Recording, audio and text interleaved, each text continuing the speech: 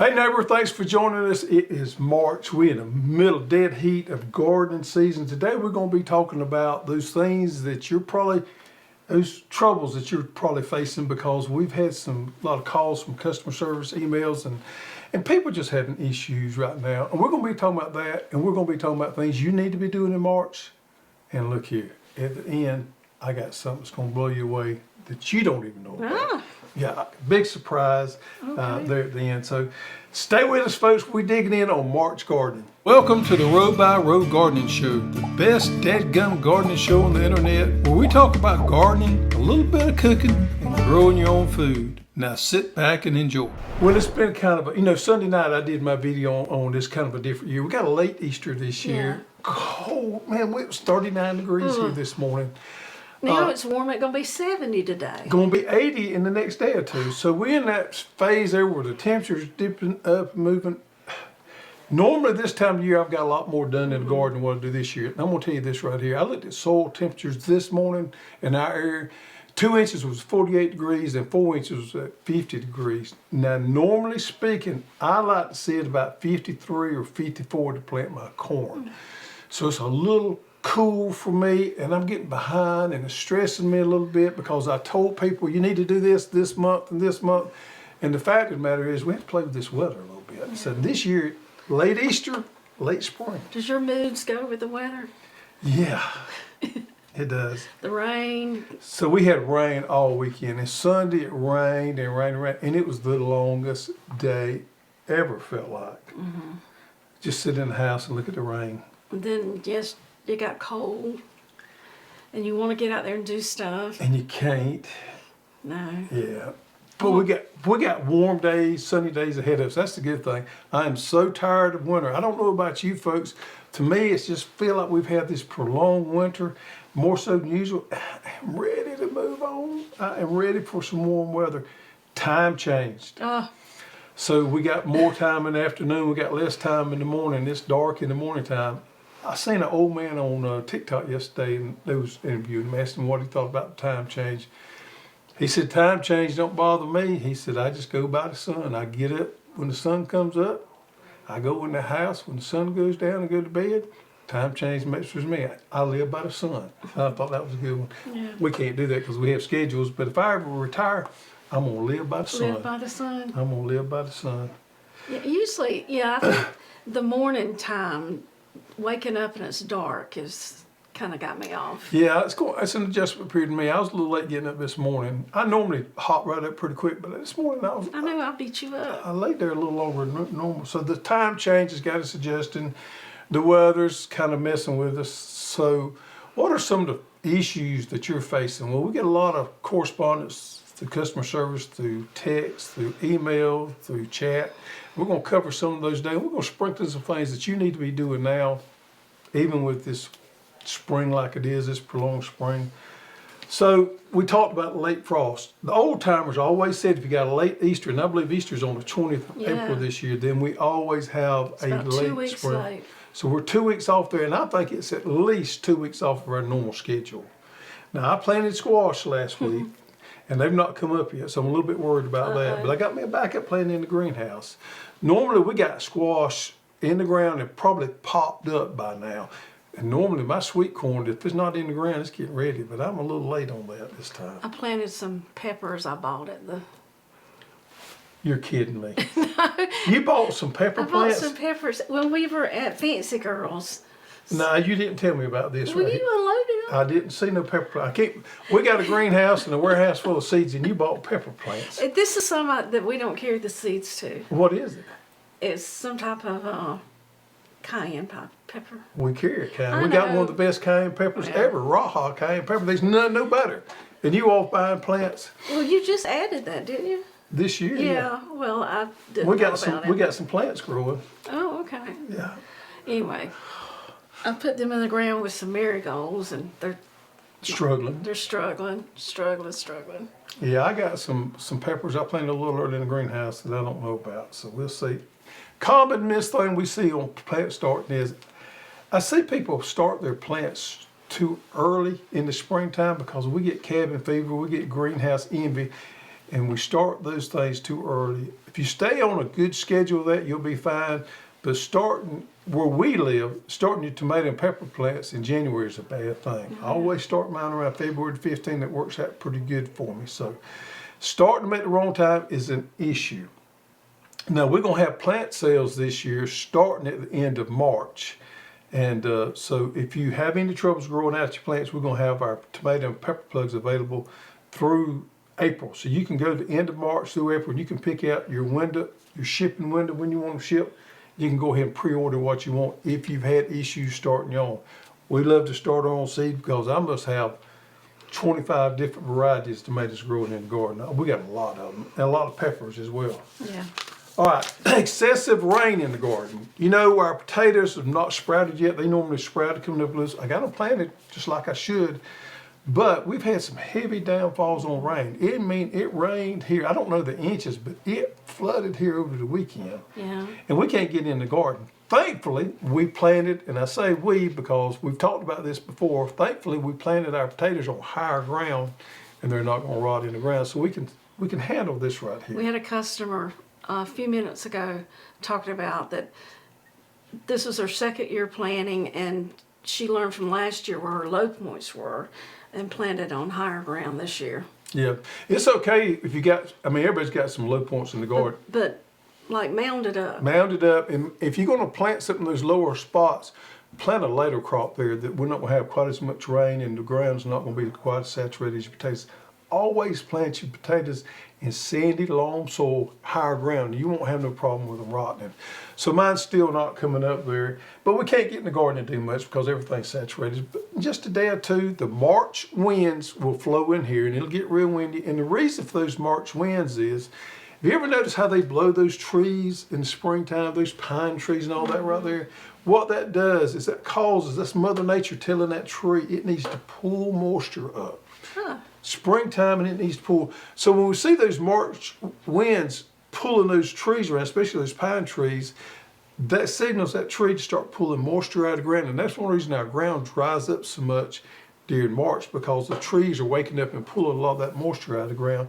So before you know it, we'll be able to get back in that garden and get caught up on our chores. But we're running a little bit behind right now. Temperature fluctuations. I looked at 10-day forecast this morning. We're looking at one more shot at a 40-degree morning about 4 or 5 mornings from now. We got an 80-degree day coming. But yet we got a couple more of those low fluctuating mornings. We're just going to have to deal with it, move on. Maybe that's going to be it. Maybe. That's going to be it. Strong winds, as we mentioned a while ago, winds can We had winds last week. Terrible. They were like 40-mile-an-hour winds. And you can't do a whole lot in the garden when the winds are blowing like that right there. But that's just March, folks. March winds blow in and do their thing, but we'll work around that right there. So let's talk about some issues you may have planting out in the garden. Cold soils, as I mentioned a while ago, according to my records, we're running about 2 to 3, maybe 4 degrees different on our soil temperature than what we normally run this time of year. How do you measure the soil temp? We had that question last week. So go on the internet and type in your address and soil temp. And the universities have these different weather stations around, and you can put in your zip code and it'll tell you the closest weather station. And one of ours is only about 6 miles from here, and you can pull up all the stuff. I thought you actually went out there. No. It's just easy peasy. Get on your phone, the internet, do the name of town you're in and soil temperature, and your land grant university has got these weather stations everywhere that measures all that. And that's the way the farmers look at everything. It's not, they don't go out there and do it. You can, but it's just simply go on there and you can get the information on your computer. Interesting. Weather stations is what we have. The University of Georgia has them everywhere in the state of Georgia, and we got one in Mulching at Spencefield out there. Nutrient deficiency, and I'm going to tell you what I'm seeing a lot with nutrient deficiency. We've had a lot of people send in pictures of their seedlings and they'll have discolored leaves and they want to know what's wrong. All right, normally speaking, when we see yellow bottom leaves, not necessarily top leaves, but it can be, but older leaves there, if you got 4 leaves on your plant and your bottom 2 are yellow, most of the time that's due to a couple of things. It's a stress factor, but it's too much moisture or not enough moisture. So most of the time that is a moisture issue. When we start seeing discoloration of the leaves or purpling of some of the older leaves, that's always due to a nutrient problem, a nutrient deficiency. So I always recommend you need to get some water-soluble fertilizer on that point, and they'll grow out of it. Now here's a misconception. When you get those purple or discolored older leaves, you think when you fertilize them, they're going to green up. Well, that's not the case. We're not, and this goes true with diseases as well, we're not going to change that older leaf. That older leaf is going to stay the same. What we're trying to do is grow out of this problem, and our new growth, we want to look a lot better. We don't want it diseased up. You want to take those leaves off? You can, especially if they're diseased, but if it's a nutrient problem, it's really not hurting anything. It's a good indication of knowing where you're at, really. But it's not going to change those older leaves, but those new leaves, we want to change that. And that's where the fertility will help with that. We want nice, dark green, healthy leaves. Purpling on those older leaves is normally a phosphorus deficiency, but it could be pretty much anything. But it's just about always a nutrient problem. And we see a lot of people not feeding their plants, their small plants enough. They can't feed them a lot because they're in that tender stage. They have those real tender white roots and they're easy to burn. But you need to give them a little bit of food, help them grow out of this and stay healthy, because when a plant is not healthy, it's going to become stunted and discoloration there. And we're having some weeds come up early here. Weed problems out there, so we have to stay after those. Man, that can be a problem. Yeah, all this rain. We already got weeds. We're going to have another crop coming along. Yeah. Go out there after these rains, bust that soil up and keep your weed population down. Weeds don't like to grow in cultivated soils. So go out there just as soon as you can and get out there and bust it up a little bit, bust that crust so that those weeds won't formulate in there. If you see any green weeds, attack them. Attack them. All right, so we're also, with this weather, we're seeing some slugs and snails with this, and that's normally when we have high organic matter and we have a lot of wet weather there. When our weather changes up, it will take care of that.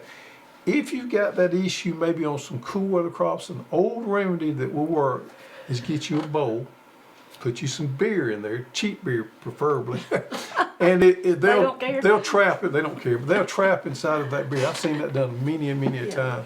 We also have a product, a snail product, this iron phosphate you can put around the plants and help with that as well. So fungal diseases, especially on some of our winter crops that we got planted out, such as our broccoli and our cabbage, things like that.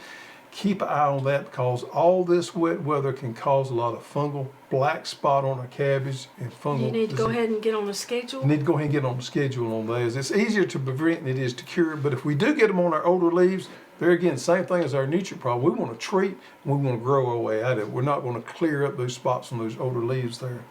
So overwintering pests, hopefully you kept your garden nice and clean there, and we kept those overwintering pests to a minimum. Now the good thing about that hard, cold weather we've had is it's going to, I hope it's going to work on our insects, and we're not going to have quite as much problem last year.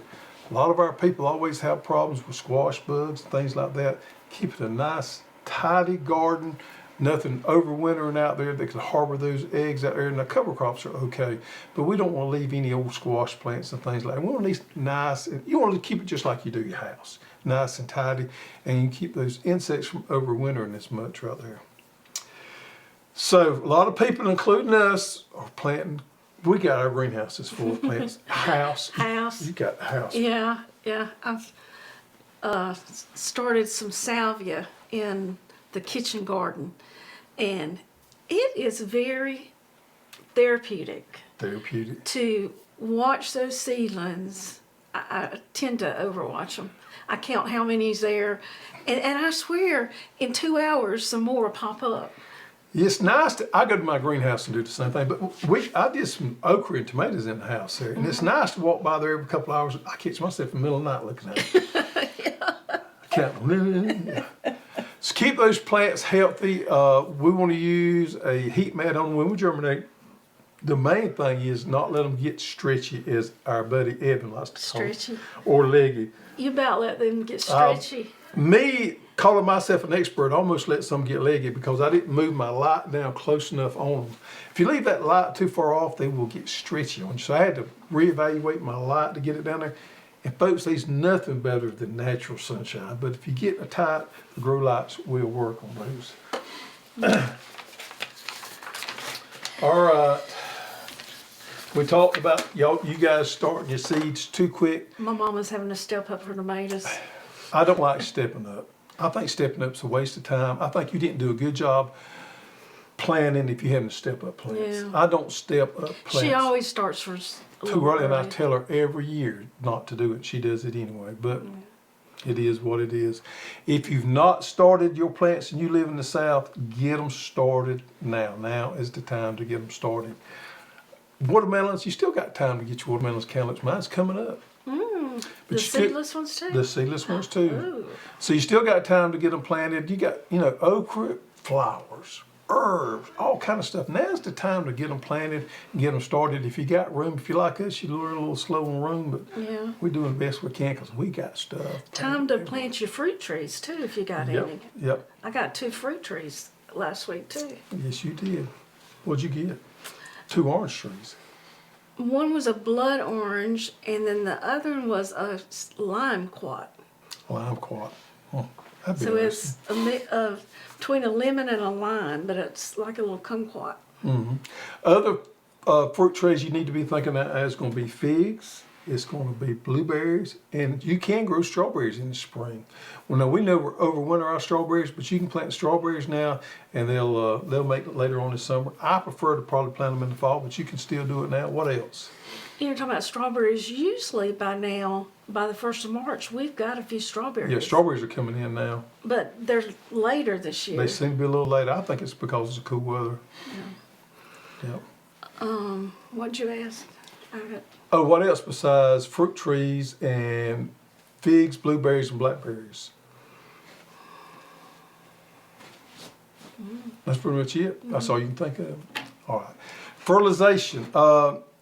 So you've got a bed down there in your garden that's not doing well. And I ordered some Bio-Char to go in there. Let's talk about fertilization a little bit. I'm a huge believer in compost. We got 2 loads of compost in last week. I like to add compost to my garden.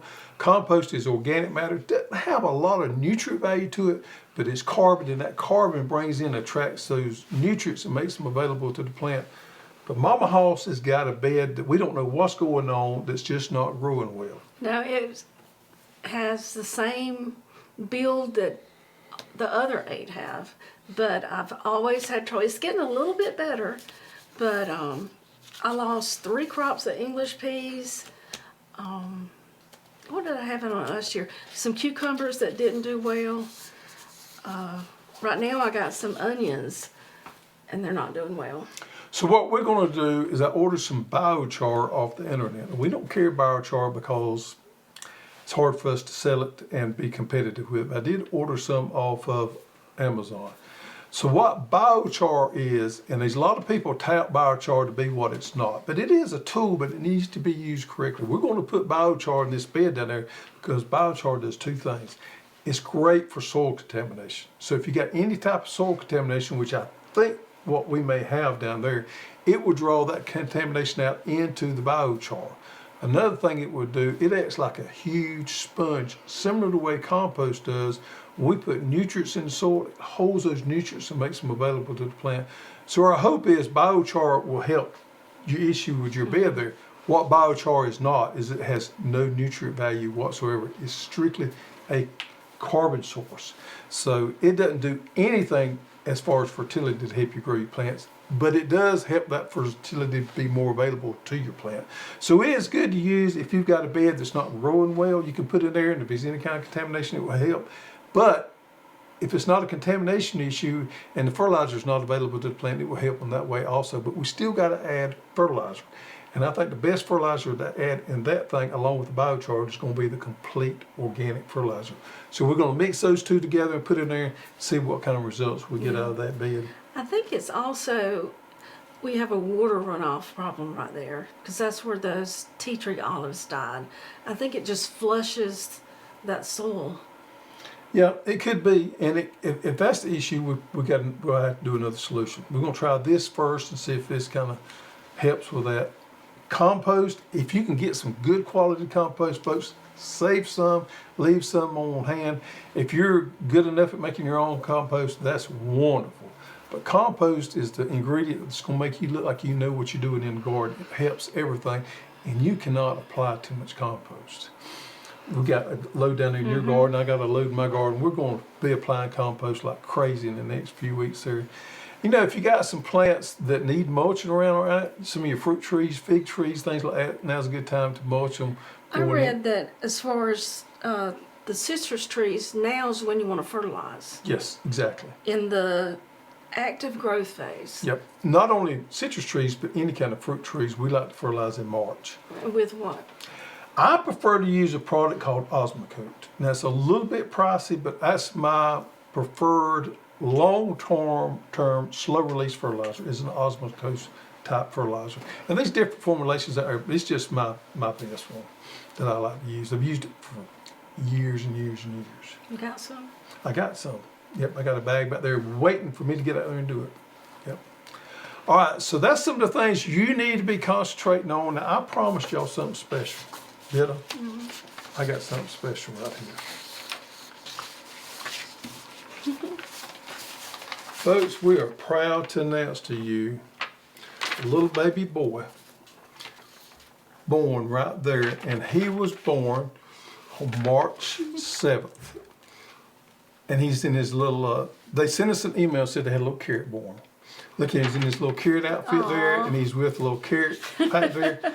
He is from Marshall, Texas. His parents is Arroyo and Ryan Adams. Oh, how cute. Yeah, look at there with a carrot seed. Now, What's his name? What's his name?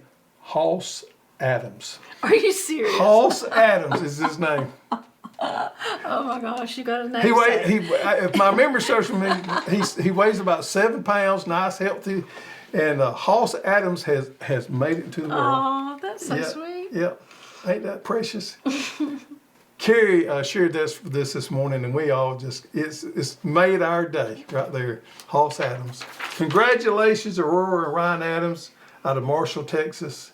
You got a precious little boy there. Precious carrot. Precious carrot. All right. So let's get in the garden spotlight of the week. We got a lot of pictures. So this week is Josh and Angelina Hannah from Boaz, Alabama, Zone 8. Look at their corn. I want to comment on this corn, man. Folks, that's the color your corn needs to be. Josh and his family know how to grow corn because they fertilized it correctly. See that nice dark green color? They don't have any weeds out there. Man, this is the way you grow corn right here. You got to have it nice and green. It takes a lot of fertility for corn, and they look like they nailed it right there. Yeah, they had their first garden in 2023. Ooh, they're new gardeners. Doing great. Look at that cantaloupe right there. And then in 2024, they made it bigger, used drip tape, used a lot of hull seeds. They even grew some turmeric. Look at there at his pepper harvest.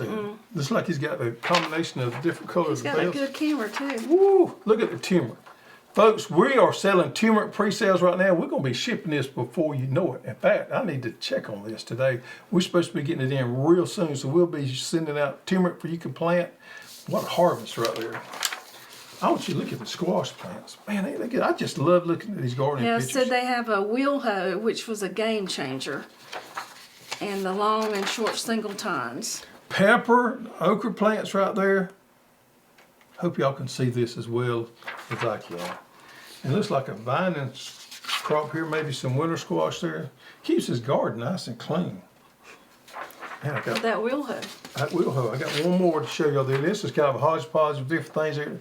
Notice how you use your T-post there. That's a method I love to use. T-posts are wonderful to use out in the garden. Trellis those tomatoes and peppers and other things. All right. Thank you, Josh Yeah. and Angelina. Yep. Pretty garden. All right, so I got one more thing here. We got a new product, folks. Argentina Orange Creole Flint Corn. Let me put it down here where mine don't shake any on it. Folks, this is a new heirloom field corn, and if you know Hoss here, you know I love heirloom field corns. This is a new one that we got in that I'm super stoked about, and I'm gonna show y'all something. Now this is a flint. Flint means it's a little bit harder than the rest of it. It didn't have that dent in the top right there. But look what and it's got a it's got a color or two mixed in there, but for the majority of it, it's this deep, deep orange color there. Now, what would you do with that? You would grind this up and make you some wonderful grits and cornmeal. So I would grind this corn right here. Of course, you could grow it to feed it to your livestock, but I think it's going to be one of the better grinding corns right there. We love grinding corn, make our own cornmeal, corn flour. It'd be pretty to decorate with the fall. I love that dark orange color right there. So Argentino orange Creole flint corn. If you plant some of this, please send us some pictures when you get ready to harvest it. You gonna plant some? If I can find room, yeah, I probably would. I don't need to plant.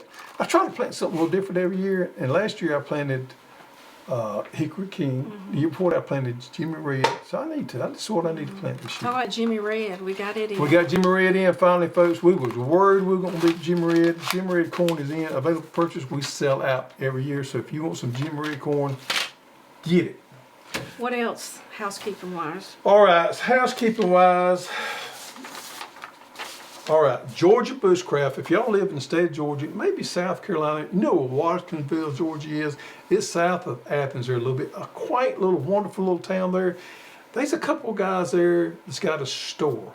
And they've been putting on this thing called Georgia Bushcraft Gathering. And it is growing like crazy.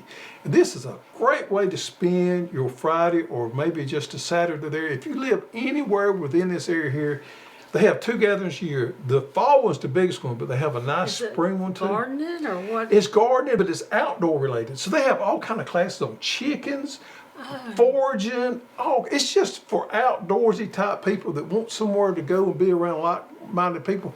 And they have all these vendors set up. So it's just a cool, cool place. April 4th through 6th, right out from Watkins,ville. Search on Georgia Bushcraft and it'll come up as their spring gathering. I would love to make it.